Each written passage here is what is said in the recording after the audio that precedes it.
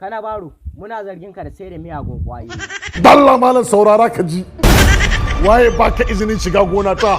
To ai ni jami'in sirri ne. Ka cire hannunka daga dukkanin wata kasuwanci na. Ba za a cire ba to me za ka yi? Kada ka sake ka yi wasa da rayuwarka.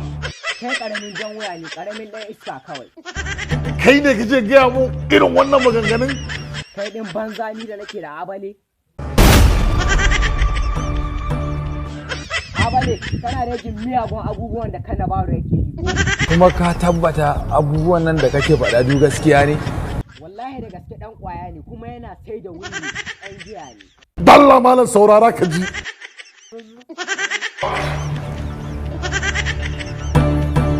Abale, yanzu ka da nama suna a hannunka.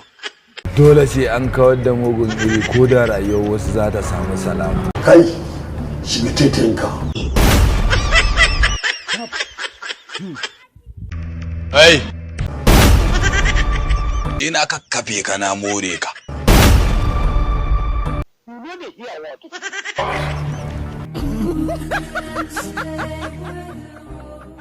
Zamani TV1 gidan nishadi. Ku danna mana subscribe, kana ku danna alamar ƙararrawa. Mun gode.